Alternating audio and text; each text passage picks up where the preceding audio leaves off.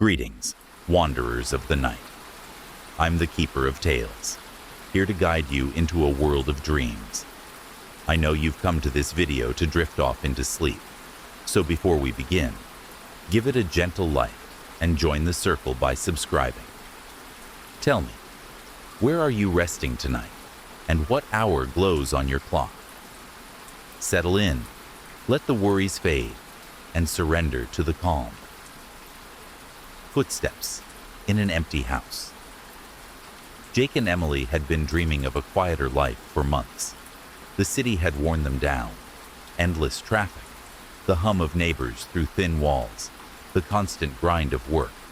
So when Emily got a letter about inheriting a house from her great-uncle Harold, a man she'd met only once as a child, it felt like fate. The place was in rural Vermont, a two-story relic surrounded by pine trees and silence.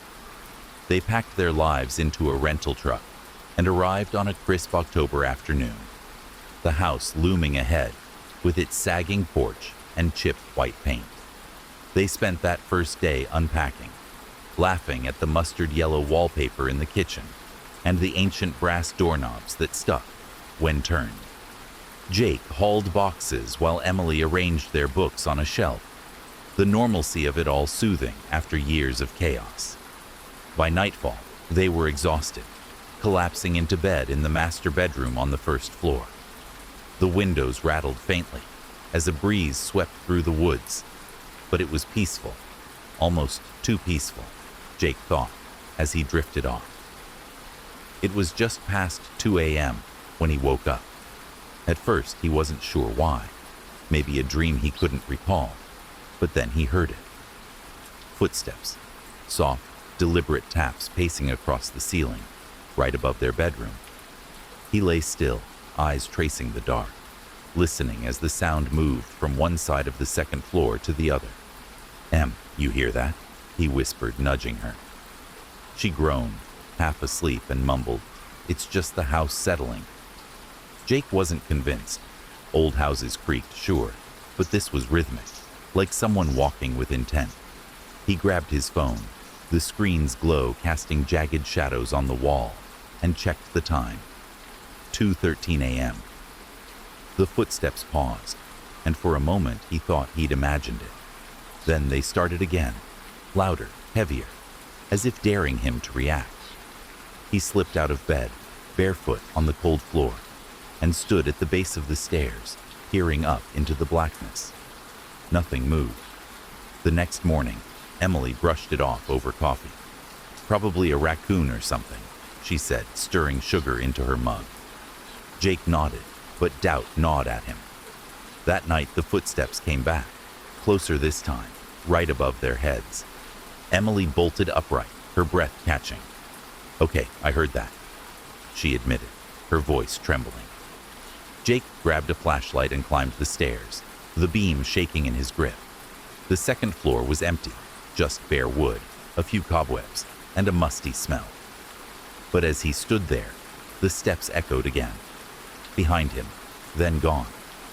Days passed, and the footsteps became a nightly ritual. Sometimes they were faint, a distant shuffle. Other times they pounded so hard the ceiling creaked, dust sifting down onto their pillows. Emily started sleeping with the lights on, clutching Jake's arm.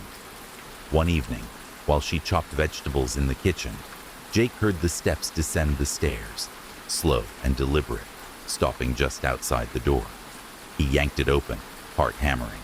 Nothing but the dim hallway stared back.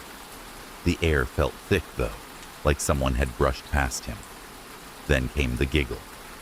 It was late, maybe 3 a.m., when Emily shook Jake awake. "Did you hear that?" she whispered, her eyes wide. He hadn't, but as he listened, it came.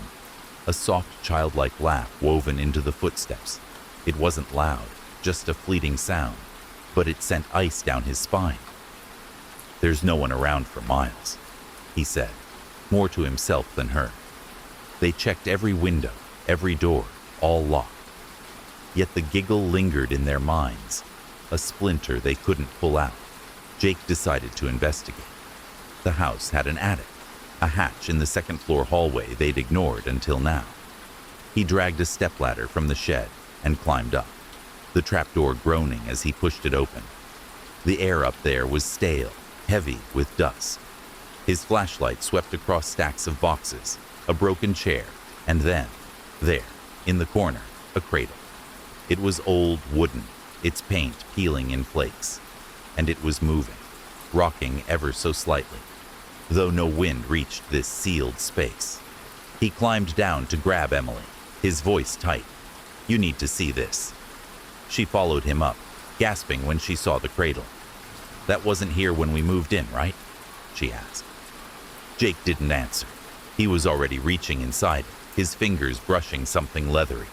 It was a journal, its cover cracked and pages brittle. The handwriting was shaky, dated decades ago. October 12, 1968. It comes when the house is quiet. The guest doesn't leave. It waits. They sat on the attic floor, reading by flashlight. The entries were from Harold, Emily's great-uncle. November 3, 1968. I hear it every night now, walking where no one should be. It's not just footsteps. There's something else. The writing grew erratic, ink smudged in places. December 19, 1968. It's not alone anymore. I saw it last night, small and pale, standing at the window. The final page ended abruptly. January 5, 1969. It knows I'm here. The sentence cut off, a jagged line trailing into nothing. Emily's hands shook as she closed the journal. "What the hell does this mean?" she whispered. Jake didn't know, but the cradle rocked again, louder, its creak filling the attic. They scrambled down, slamming the hatch shut, but the footsteps followed, thundering across the ceiling as if something had been unleashed. That night, they didn't sleep. The steps circled the house, relentless, a predator stalking prey. It got worse. The next evening, they sat in the living room, the TV droning to drown out their nerves. The footsteps started anyway, not upstairs, but outside, pacing the porch. Then they climbed the stairs, crossed the hall, and stopped directly above them. A heavy thud shook the ceiling, plaster dust raining down. "That's it," Jake snapped, grabbing a baseball bat from the closet. "I'm ending this." Emily clung to his arm as they climbed the stairs, the air growing colder with each step. The bedroom door was open. They'd left it closed. Inside, the temperature plummeted, their breath fogging in the dim light. The cradle was there, in the corner, though they hadn't moved it. It rocked violently now, back and forth, the wood groaning. A shadow flickered across the wall, small, human shape, but no one cast it. Jake swung the bat at empty air, shouting, "Get out!" The footsteps exploded behind them, deafening, as if something stood inches away, unseen, but felt.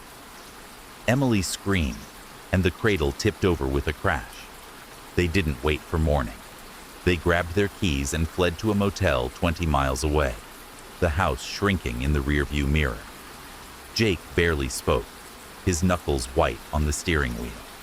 Emily stared out the window, muttering, "We're not going back." But they needed clothes, their laptops, things they couldn't abandon. So the next day, Jake returned alone, the afternoon sun doing little to warm the dread in his chest. The house was silent when he stepped inside. No footsteps, no giggles, just an oppressive stillness. The cradle was gone from the bedroom, the floor clean where it had fallen. He grabbed their bags, moving fast, but paused at the stairs. On the wood, faint and powdery, were footprints, barefoot, child-sized, circling the spot where their bed had been. He stumbled back, pulse racing, and torched the journal in the fireplace, watching the pages curl into ash. As he drove away, he glanced in the rearview mirror. The upstairs window stared back, empty at first. Then a face appeared, pale, small, pressed against the glass, eyes black and unblinking. It didn't move, didn't wave, just watched. He floored the gas, the tires squealing, but deep down, he knew. The footsteps hadn't stopped. They were waiting for the next night, the next quiet moment. The next fool to call that house home. The call from the other end. Ryan was never one for late nights. He liked his routine. Work at the hardware store from 9 to 5, dinner by 7, and bed by 10. His apartment in Portland was small but comfortable, a third-floor walk-up with a view of the rainy streets below. It wasn't much, but it was his. So when his phone rang at 1:47 a.m. on a Tuesday, he jolted awake, heart thudding against his ribs. He fumbled for it on the nightstand, the screen glowing in the dark. The caller ID read unknown. He hesitated, thumb hovering over the decline button, but curiosity won out. "Hello?" he croaked, voice thick with sleep. There was no answer at first, just static, faint and crackling, like a bad radio signal. Then came a whisper, so soft he almost missed it. "You don't see them?" The line went dead before he could respond. Ryan sat up, rubbing his eyes, the words lingering like a bad dream. He checked the call log. Nothing, no record of it. "Weird," he muttered, chalking it up to a prank or a wrong number. He rolled over, pulling the blanket tight, and tried to forget it. The rain tapped against the window, steady and soothing, lulling him back to sleep. The next night, it happened again. Same time, 1:47 a.m., same unknown on the screen. This time he answered faster, irritation edging his voice. "Who is this?" Static again, louder now, buzzing in his ear. The whisper returned, clearer. "You don't see them?" He snapped. "See what? Stop calling me." The call cut off, leaving silence so thick it pressed against his eardrums. He stared at the phone, then out the window. The streetlights flickered, casting wet shadows on the pavement, but nothing moved. He double-checked the locks, unease creeping up his spine, and went back to bed. By the third night, Ryan was waiting for it. He sat up, phone in hand, watching the clock tick toward 1:47. Right on cue, it rang. He answered instantly, skipping the hello. "What do you want?" The static hissed, a storm in his ear, and the voice came through, slow and deliberate. "You don't see them? They're there." He shouted, "Who's there? Tell me." The line clicked off. He threw the phone across the room, where it landed on the rug with a dull thud. His hands shook as he paced, muttering, "This is insane." The apartment felt different after that. The next morning, he noticed the kitchen chair angled wrong, like someone had bumped it. He hadn't touched it. That night, as he microwaved leftovers, the lights flickered. Not once, but 3 times, a stuttering pulse. He froze, fork halfway to his mouth, listening. A faint creak came from the hallway, then stopped. Just the building, he told himself, but his voice sounded hollow. He slept with the TV on, its murmur a shield against the quiet. The calls kept coming, 1:47 a.m., every night, relentless. The whisper grew sharper, more insistent. "You don't see them? Look harder." Ryan stopped answering, letting it ring, but the voicemails piled up. Empty static at first, then whispers, repeating the same phrase. He called his provider to block the number, but they said there was no number to block. The calls didn't register on their system. "Maybe it's a glitch," the text suggested. Ryan didn't buy it. Glitches didn't whisper your fears back to you. A week in, he started noticing more. Shadows in the corner of his vision, gone when he turned. Cold spots near the couch, though the heater hummed steadily. One night, he woke to the sound of breathing, not his own, slow and ragged, inches from his face. He bolted upright, flailing, but the room was empty.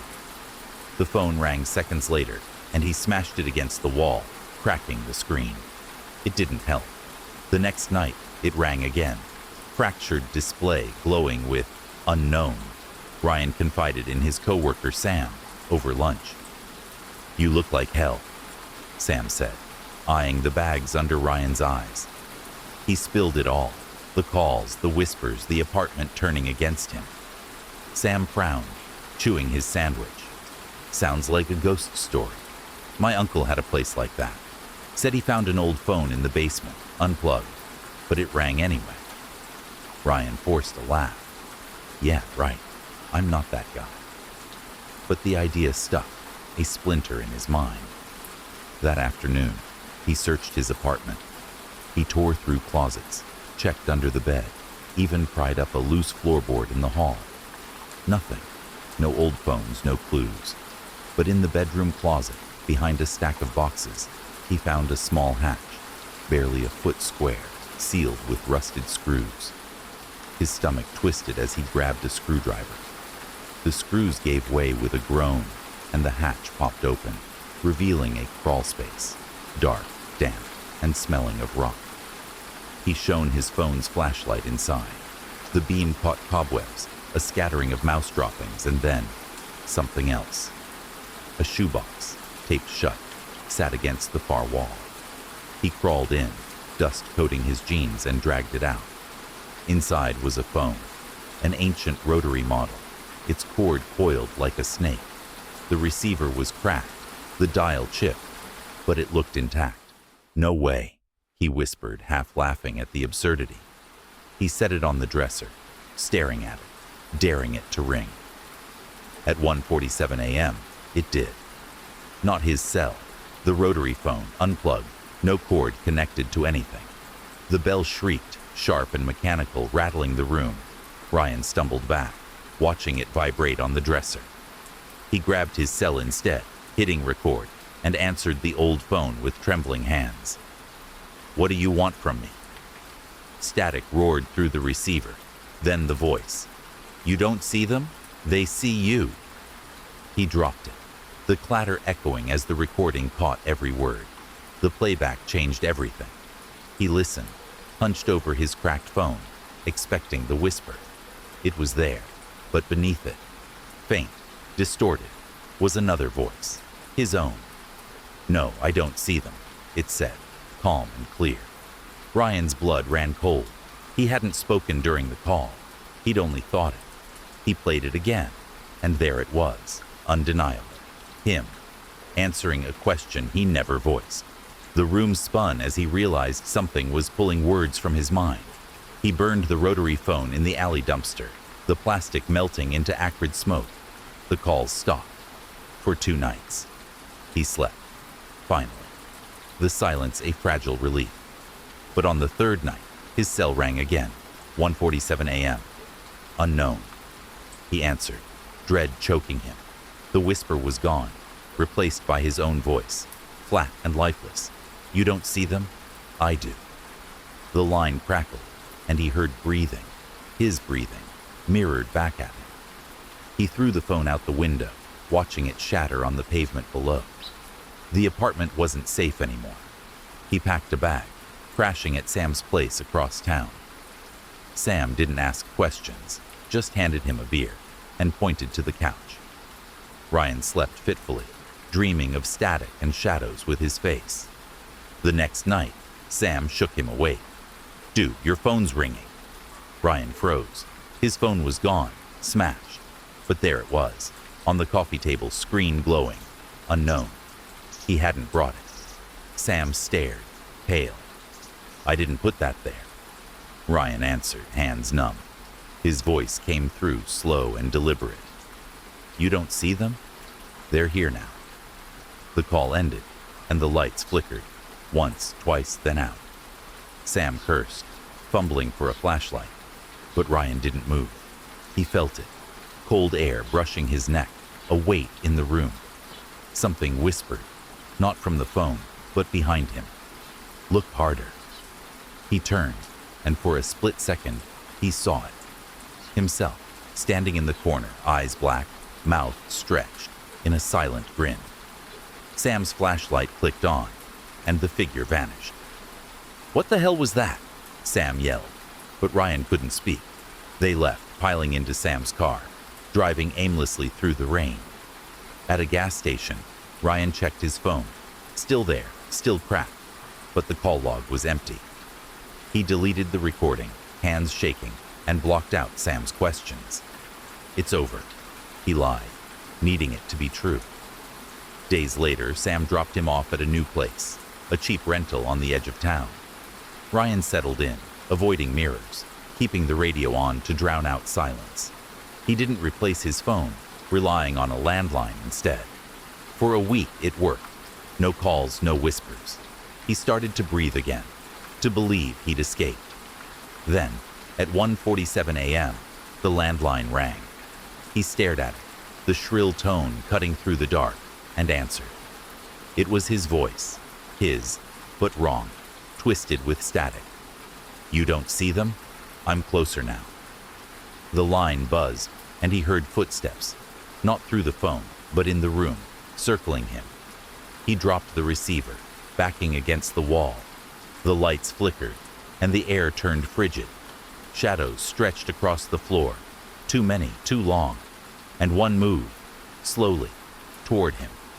He grabbed a knife from the kitchen, slashing at nothing, screaming, "Leave me alone!" The next morning, the landlord found the apartment empty. Ryan's bag was gone, the landline dangling off the hook, buzzing faintly. On the floor, scratched into the wood, were words. "I see them now." No one knew where he went. Sam checked the old place, finding only the burned phone in the dumpster. Its dial melted into a warped smile. At night, he swore he heard ringing from his own phone, but he never answered. Weeks later, a tenant in Ryan's old Portland apartment reported a glitch. Her phone rang at odd hours, 1:47 a.m., with no one on the line, just static and a faint whisper she couldn't make out. She laughed it off, blaming the wiring. But one night, she woke to footsteps in her hall, slow and deliberate, and a shadow at her door that didn't match her own.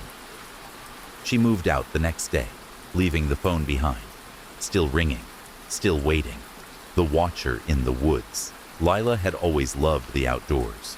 Growing up in Seattle, she'd spent summers hiking the Cascades, her boots crunching through pine needles, the air sharp with earth and moss. So when her college friends, Mark, Tara, and Ben, suggested a weekend camping trip in the Olympic National Forest, she jumped at it. They picked a spot off the beaten path, a clearing near a river, far from the usual trails. It was late September, the leaves turning gold, the nights crisp but bearable. They piled into Mark's beat-up Jeep, laughing over a playlist of 90s rock, and set up camp as the sun dipped below the trees. The first evening was perfect. They built a fire, its crackle mingling with the river's rush, and roasted marshmallows until their fingers stuck together. Ben told dumb ghost stories, his voice dropping for effect, while Tara rolled her eyes and Lila sketched the scene in her journal. The forest stretched around them, vast and quiet, a dark wall of pines swallowing the horizon. They crawled into their tents around midnight, the fire dying to embers, and Lila fell asleep to the rustle of branches overhead. She woke to a whistle, not the wind, but a low, deliberate note, like someone calling a dog. It was faint, drifting through the trees, and she lay still, ears straining. The others were snoring, their breaths heavy in the nylon walls. She checked her watch, 3:22 a.m. The whistle came again, closer, a single tone that hung in the air. Probably an owl, she whispered, rolling over, but sleep wouldn't return. The sound stuck with her, a pinprick in the night's calm. Morning brought fog, thick and gray, curling through the camp. Mark brewed coffee, grumbling about the damp, while Tara snapped photos of the mist. Lila mentioned the whistle, but Ben shrugged it off. Forests are weird at night. Could have been anything. They hiked to a ridge, the view swallowed by clouds, and spent the day exploring, their voices bouncing off the trees. By dusk, they were back at the fire, tired but content, the whistle forgotten, until it returned. This time they all heard it. They were mid-conversation, Tara teasing Mark about his burnt hot dog, when the note cut through, long, slow, unmistakable. It came from the woods, maybe 100 yards out. "What the hell is that?" Tara asked, her smile fading. Ben stood, peering into the dark. Some jerk with a whistle, maybe, but the forest was empty. No lights, no trails nearby. The sound stopped, leaving a hush that felt heavier than before. Lila couldn't shake it. She grabbed her flashlight and swept the beam across the trees, catching glints of bark and leaves. Nothing moved, but the air felt charged, like a storm brewing.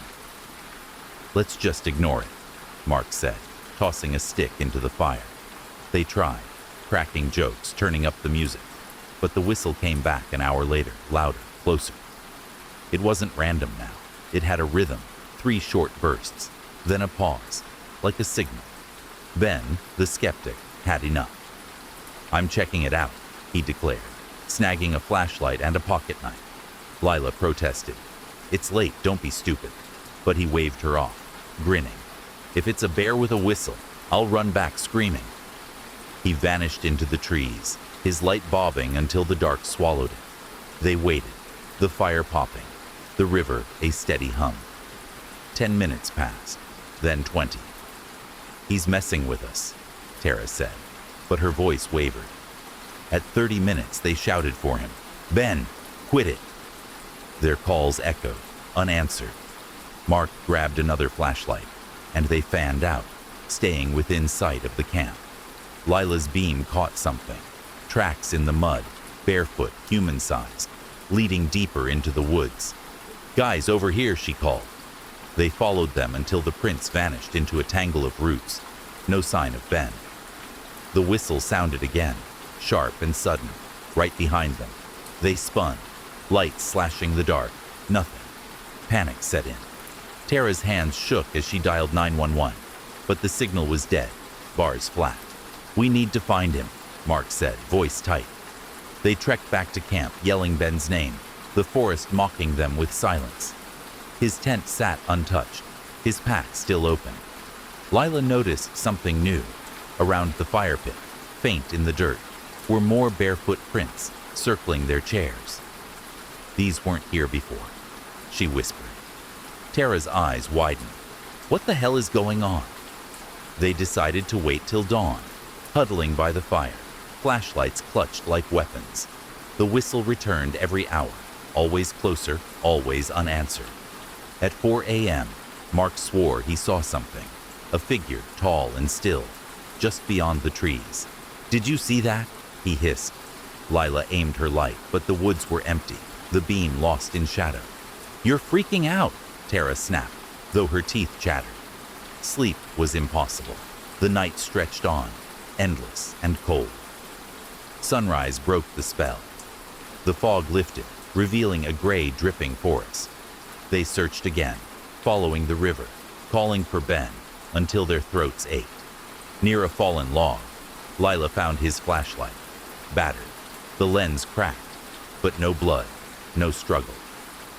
"He wouldn't just leave this," she said, holding it up. Mark kicked a rock into the water. Maybe he fell, hit his head. But the tracks told a different story. Those barefoot prints looped back toward camp, then stopped cold. They packed up, desperate to leave. As they loaded the jeep, Tara froze, pointing. "Look." Across the river, half hidden by pines, stood a figure, motionless, too far to see clearly. It didn't wave, didn't move, just watched. Lila's stomach dropped. "Is that Ben?" Mark squinted, then shook his head. "Too tall. Let's go." They piled in, the engine roaring to life, but as they pulled away, the whistle followed, one long, piercing note fading with the trees. The drive back was silent, the road winding through mist. They stopped at a ranger station, spilling the story to a grizzled man named Hicks. He listened, chewing a toothpick, then frowned. "You're not the first. Folks go missing out there. Hikers, campers. Some come back rattled, talking about whistles, shadows. We search, find nothing." He pulled a file, showing grainy photos, abandoned tents, strange tracks, a blurry shape in the woods. No bodies, though, like they just walk off. Lila's hands clenched. "What about Ben?" Hicks sighed. "We'll look. Give us his description." They did. 6 foot, sandy hair, green jacket. But hope felt thin. Back in Seattle, they barely spoke, guilt gnawing at them. Lila couldn't sleep. The whistle echoed in her dreams, a taunt she couldn't escape. A week later, Mark called. Check your email. He'd sent a photo from Tara's camera, taken that first morning, 4 of them by the fire, smiling. But in the background, faint and out of focus, stood a figure watching. She zoomed in, heart pounding. It wasn't Ben, too thin, too pale, its head tilted at an odd angle. She called Tara, who'd seen it too. I didn't notice it then, Tara said, voice breaking. What is that thing? Lila had no answer. She dug online, finding forums, hikers' tales of the Olympic woods, whispers of a watcher, a thing that lured people with sounds, never seen up close. One post chilled her. It doesn't chase. It waits till you're alone. Days turned to weeks. No word on Ben. Rangers found his flashlight, nothing else. Lila moved to a new apartment, avoiding forests, but the unease lingered. One night she woke to a familiar sound, 3 short whistles, faint through her window. She bolted upright, peering out. The street was empty, sodium lights buzzing, but across the road, a shadow shifted. Tall, still watching. She yanked the curtains shut, breath shallow, telling herself it was a trick of the light. The next morning she found it, scratched into her windowsill, barely visible. Come back. She painted over it, hands trembling, but the whistles returned nightly, always at 3:22 a.m., always 3 bursts. She stopped sleeping, stopped leaving the house, the sound burrowing into her skull. Mark and Tara drifted away, unwilling to talk, leaving her alone with it. One evening, she snapped. She grabbed a recorder, set it by the window, and waited. At 3:22, the whistle came, clear, haunting. She played it back, expecting proof, but the tape was silent, just static. Then her own voice, low and calm. I'll come back. She hadn't said it. She threw the recorder against the wall, sobbing. But the damage was done. Something had her words, her will, pulling her toward the woods. She fought it for days, locking herself in, blasting music to drown it out. But the whistles grew louder, closer, until they weren't outside. They were in the room, circling her. She grabbed a knife, slashing at shadows, screaming, "Leave me alone!" The lights flickered, and there it was. Tall, pale, featureless, standing in her doorway, head tilted. It didn't move, didn't speak, just watched. She ran, barefoot into the night, the whistle chasing her. Weeks later, her landlord found the apartment empty. Knife on the floor, windowsill scratched anew. I'm back. Rangers reported a sighting in the Olympic woods. A woman, wild-eyed, wandering alone, then gone. Mark and Tara never camped again, but sometimes at night, they hear it. A faint whistle, 3 short bursts, calling from somewhere deep.